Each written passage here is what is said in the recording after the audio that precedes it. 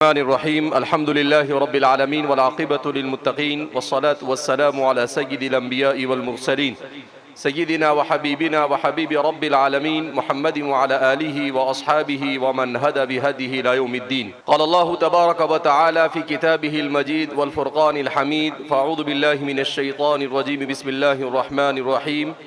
या अय्युहन्नासु इत्तक़ू रब्बकुमुल्लज़ी ख़लक़कुम मिन नफ़्सिन वाहिदह व ख़लक़ मिनहा ज़ौजहा व बस्स मिनहुमा रिजालन कसीरन व निसाअ वत्तक़ुल्लाहल्लज़ी तसाअलून बिही वल अरहाम। सबसे पहले मैं अल्लाह का ममनून व मशकूर हूँ कि अल्लाह रब्बुल इज़्ज़त ने हमें इंसान की शक्ल में इस दुनिया में वजूद बख्शा। उसके बाद मैं ममनून व मशकूर हूँ मदरसा खालिद बिन वलीद, उनके ज़िम्मेदारान और स्टेज पर आए हुए हमारे इस इलाक़े के तमाम सरकारी अहबाब और तमाम के तमाम मिनिस्ट्री से ताल्लुक़ रखने वाले अफराद का। जिस मुल्क में हम रह रहे हैं, इस मुल्क को हिंदुस्तान कहा जाता है। इस मुल्क का सबसे बड़ा इम्तियाज़ ये है कि इस मुल्क में 1000 साल से ज़्यादा अरसा हुआ हिंदू, मुस्लिम, सिख, ईसाई सब एक दूसरे के साथ भाईचारगी के साथ रहते हैं। ये इस मुल्क का सबसे बड़ा इम्तियाज़ है और इसे आज हम अपने स्टेज पर और अपने इस प्रोग्राम में देख रहे हैं कि आज भी इस मुल्क में इंसानियत जिंदा है। आज भी इस मुल्क में लोगों में आपस में एक दूसरे का रिस्पेक्ट और मोहब्बत बाकी है। मुफ़क्किर इस्लाम हज़रत मौलाना अली मियां नदवी रहमतुल्लाहि अलैह वो फरमाते हैं कि इस मुल्क पर मुसलमानों ने 1000 साल हुकूमत की, मगर इस 1000 साला हुकूमत के पूरे ज़माने में कभी भी आपको हिंदू मुस्लिम झगड़ा नजर नहीं आएगा। पूरे 1000 साल में आप कहते हैं कि मैं पूरे वसूख के साथ ये बात कहता हूँ, मैं तारीख को पढ़ने के बाद ये बात कहता हूँ कि हम यहाँ पर हमेशा एक दूसरे के साथ मिलजुल कर रहे हैं। ये अंग्रेज है जिन्होंने डिवाइड एंड रूल, आपस में लड़ाओ और हुकूमत करो, इसके ज़िम्न में हमें आपस में झगड़ाने की कोशिश की और उन्होंने यहाँ पर ये नफरत के बीज बोए। लिहाजा इस मुल्क का सही बाशिंदा वो है जो अपने आप को भाईचारगी के साथ इस मुल्क में रहने का जिम्मेदार बनाता है। मैंने जो कुरान करीम की आयत करीमा आप हजरात के सामने पढ़ी, इस आयत करीमा में अल्लाह क्या फरमाते हैं, ए लोगों डरो अपने उस परवरदिगार से जिसने तुम्हें एक ही नफ्स से पैदा किया और उससे उनकी अहलिया हजरत हव्वा को पैदा किया और फिर उन्हीं दोनों के जरिए से रूए जमीन पर आबाद तमाम इंसानों को बनाया। जिस जमीन पर हम इस वक्त रह रहे हैं, इस जमीन पर 850 करोड़ इंसान है, मगर इन 850 करोड़ के माँ बाप कौन है? हजरत आदम और हजरत हव्वा।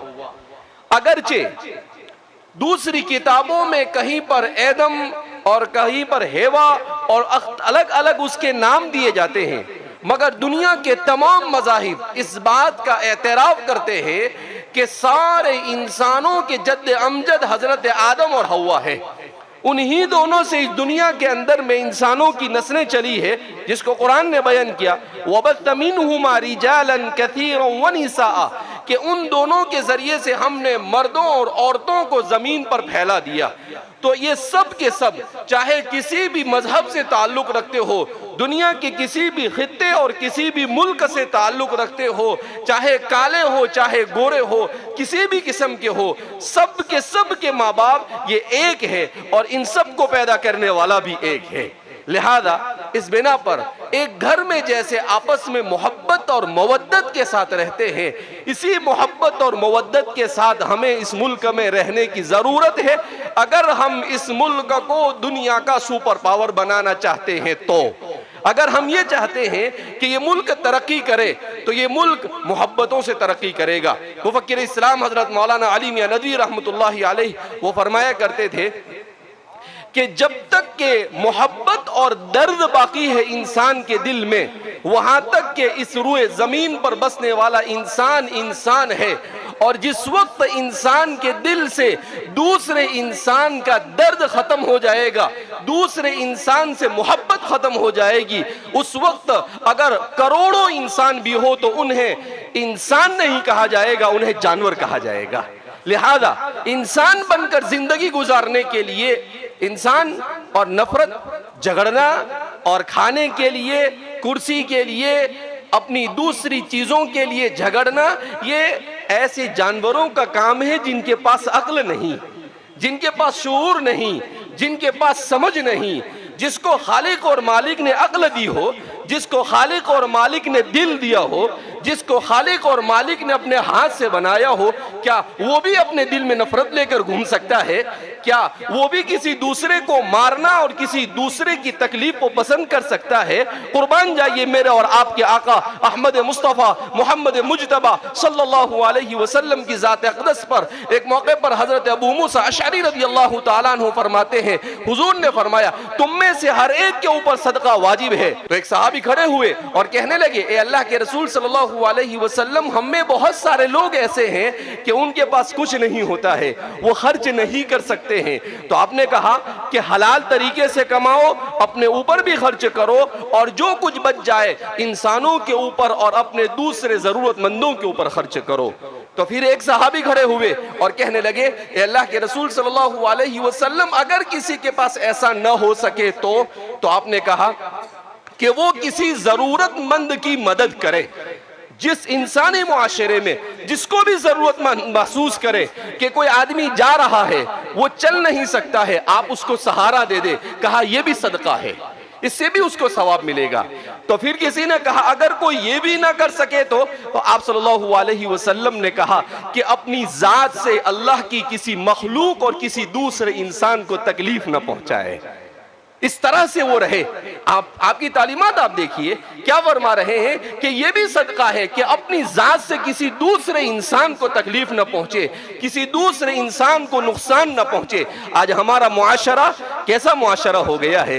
नफरतों वाला मुआशरा। एक दूसरे को तकलीफ पहुंचाने को हम अपने लिए फख्र महसूस करते हैं। ये फख्र नहीं है, ये इंसानियत से गिरी हुई बातें हैं। लिहाजा इस बिना पर हमारे इस मुआशरे को ऐसी ही जरूरत है जैसा कि आज हमारे यहाँ के वेजापुर और उसके इलाके के अंदर में हम देख रहे हैं कि किस तरीके से भाईचारगी के साथ हम जिंदगी गुजार रहे हैं। अगर इसी तरीके से पूरे मुल्क में जिंदगी गुजारी गई तो मैं समझता हूं कि इस मुल्क को तरक्की से कोई नहीं रोक सकता है। तालीम ये इंसानी और इस्लामी मुआशरे की सबसे बड़ी जरूरत है।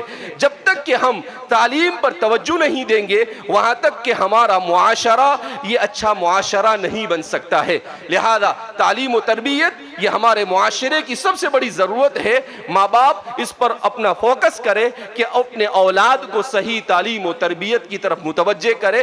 अल्लाह रब्बुल इज़्ज़त हम सब के जमा होने को कबूल फरमाए और अल्लाह रब्बुल इज़्ज़त हर किस्म के शुरूर व फितन से हमारी हिफाजत फरमाए। वस्सलामु अलैकुम व रहमतुल्लाहि व बरकातुहू।